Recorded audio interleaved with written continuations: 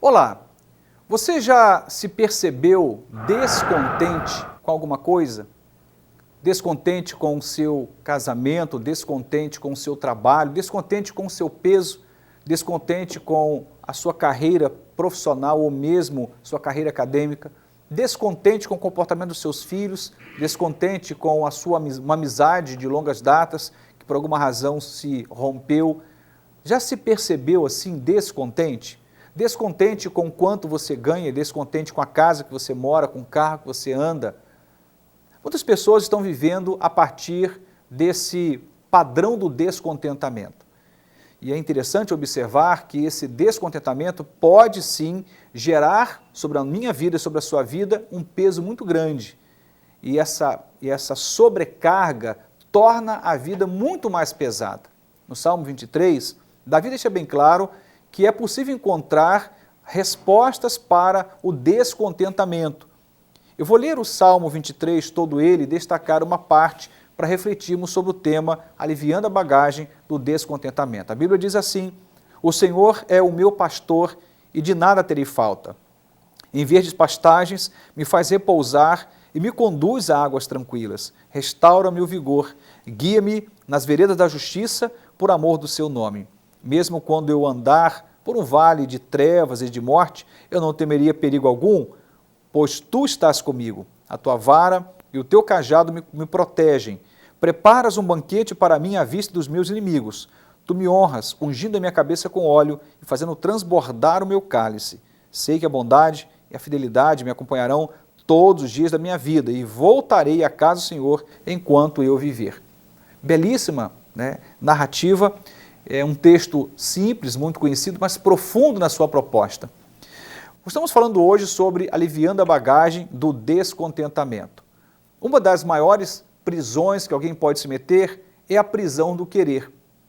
Queremos o tempo todo e queremos tudo no nosso tempo, na nossa forma, e esquecemos às vezes de caminhar numa via de gratidão e de contentamento. Queremos ser felizes a partir daquilo que nós não temos, quando deveríamos ser felizes a partir do que nós temos. Estamos sempre projetando a felicidade para algum lugar lá na frente. Sempre esperamos que lá na frente o melhor vai vir. E sem perceber, olhamos para o presente com um coração insatisfeito, com um coração descontente. E é interessante, como dizia agora há pouco, que isso se torna uma bagagem muito pesada para a vida. Tenta conversar com alguém descontente, observe-o. Você vai perceber que a conversa não é legal, é chata, é pesada. A pessoa não consegue transmitir a vida, vigor, esperança. Ela está ruindo em suas bases exatamente porque ela enxerga a vida pelo viés do descontentamento. Isso se torna um grande problema. O Salmo 23, especialmente o verso 1 que nós acabamos de ler, diz: o Senhor é meu pastor, de nada terei falta. Davi encontrou alimento no maior celeiro que nós podemos conhecer na vida, o próprio Deus. Ele não está dizendo que ele não tinha outras necessidades, estava dizendo que porque ele tinha o Senhor, ele aprendeu a saciar as suas necessidades. E ele ressignifica a importância das coisas, ele ressignifica as suas prioridades, e ele passa então a não mais estar escravo do descontentamento.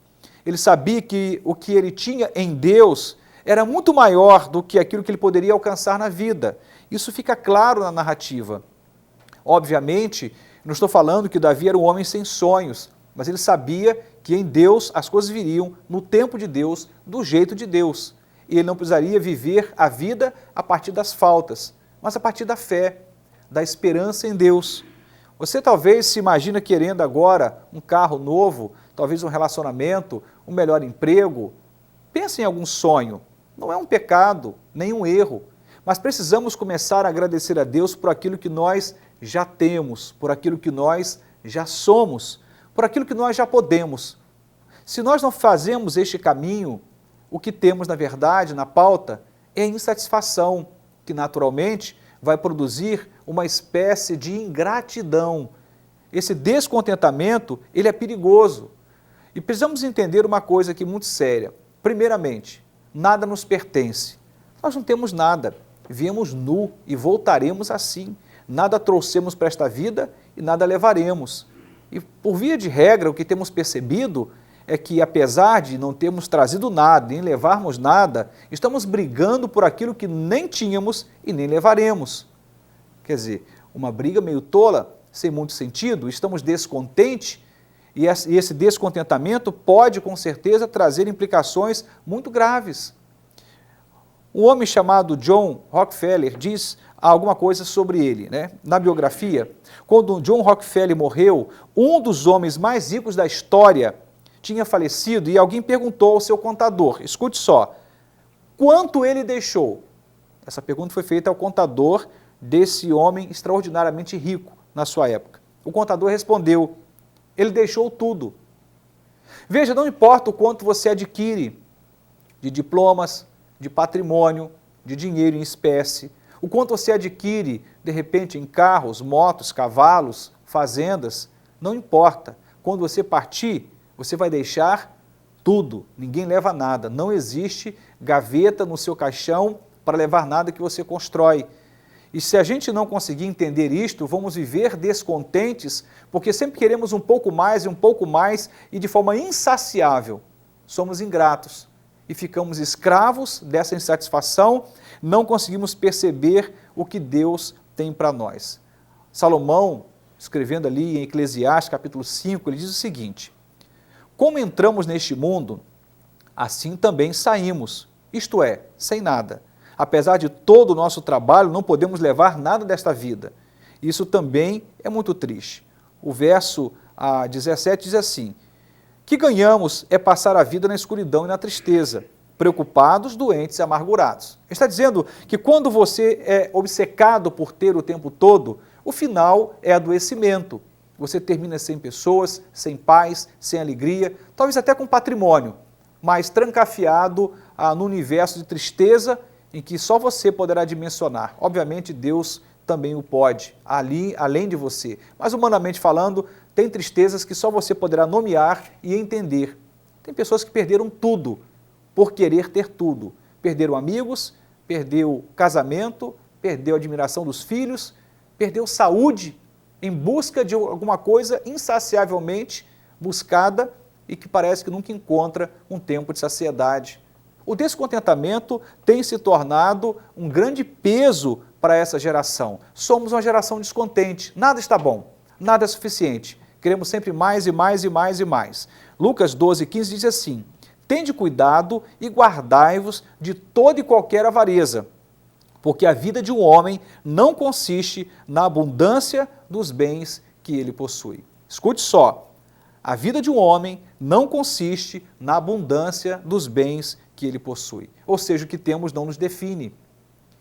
Portanto, é importante começarmos a praticar a gratidão, praticarmos a satisfação, praticarmos o contentamento, agradecer a Deus por aquilo que nós já temos. Uma lição extraordinária que encontramos na Bíblia, pelo próprio Cristo, é quando ele estava com uma multidão que o cercava e de repente ficou tarde, não dava para voltar para a cidade e era hora então de dar uma resposta àquela multidão. E aí ele pede para os discípulos procurarem alguma coisa para comer no meio daquela multidão. Era muita gente, milhares de pessoas. E chega até ele 5 pães e 2 peixes. Sabe o que ele faz? Ele não reclama, ele não blasfema, ele não xinga, ele não fala um monte de absurdos. Ele pega aquele pouco que ele tinha nas mãos, ergue aos céus, eleva o pensamento ao Pai e agradece. E ao agradecer ele reparte. Sabe o que acontece? A multiplicação dos pães e dos peixes. Isso é um princípio extraordinário. O princípio do contentamento é a base para a gente experimentar um grande milagre na vida. Enquanto você estiver descontente com o seu casamento, descontente com seus filhos, descontente com o seu corpo, com o seu trabalho, descontente com o carro que você anda, com o lugar que você mora, dificilmente você vai conseguir encontrar paz para a sua alma. Comece encontrando satisfação aonde você está e continue sonhando para ir para um lugar além do que você está. Mas comece por aqui. Não é um pecado você ter planos, esperar melhoras, ter expectativas. Não, isso não é um erro.